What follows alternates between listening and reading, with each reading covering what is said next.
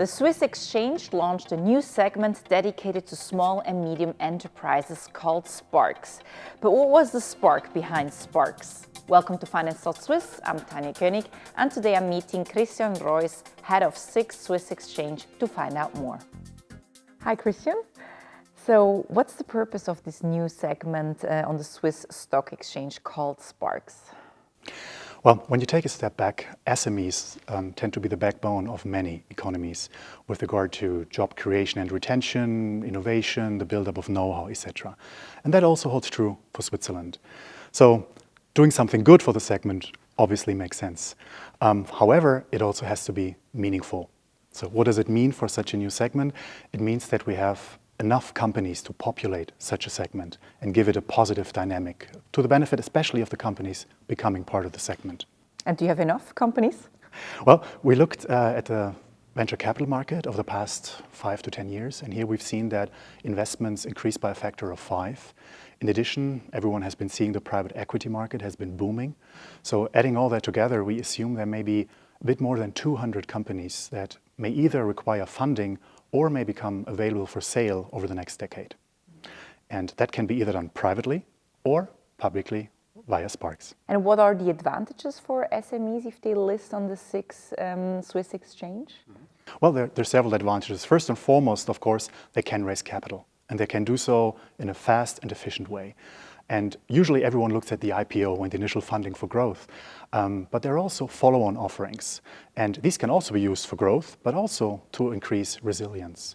And here 2020 has been an extremely good example when you've seen a lot of companies have been under stress and required capital.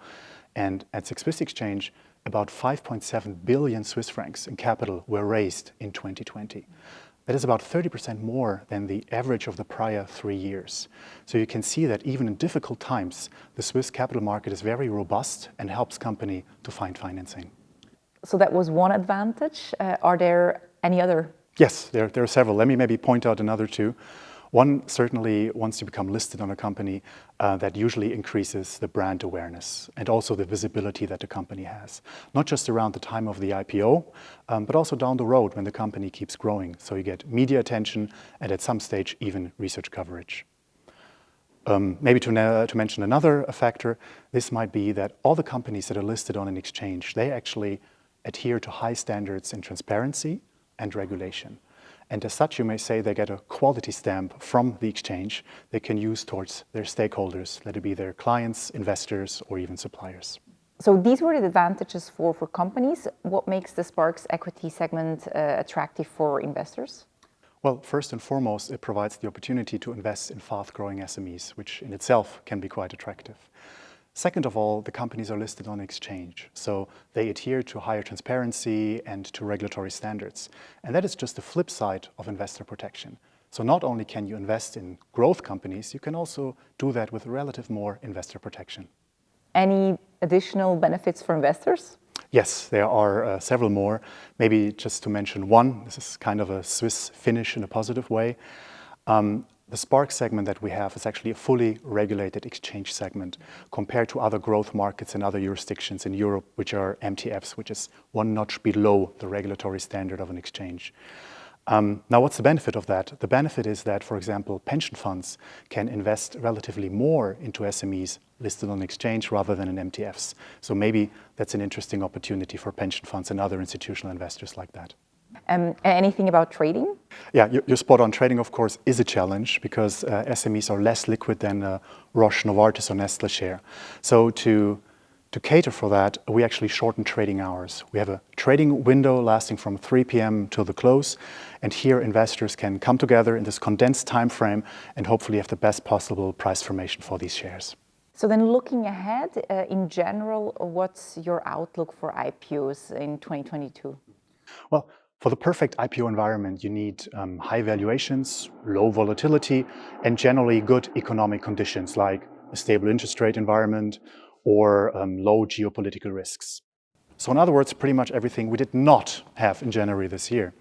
However, looking down the road, we think that the environment will become better.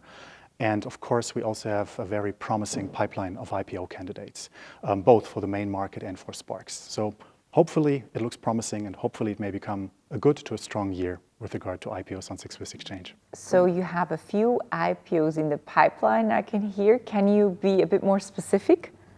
Of course, I can only say what already has been publicly stated, but with X Life Sciences, we already have the first candidate or first listing on our new Spark segment, which of course is a great kickoff into the year. And then why is Switzerland such a good place to invest in SMEs? Well, Switzerland actually provides a combination of interesting factors. First, it's a stable economic environment, it's a very strong currency, there's a dedication to quality, and of course a proven track record in innovation. And all that in Switzerland is coupled with deep pockets of investing. We have about $7 trillion in assets under management, providing excellent opportunities to fund growth. Christian Reuss, thank you very much. Thanks for having me.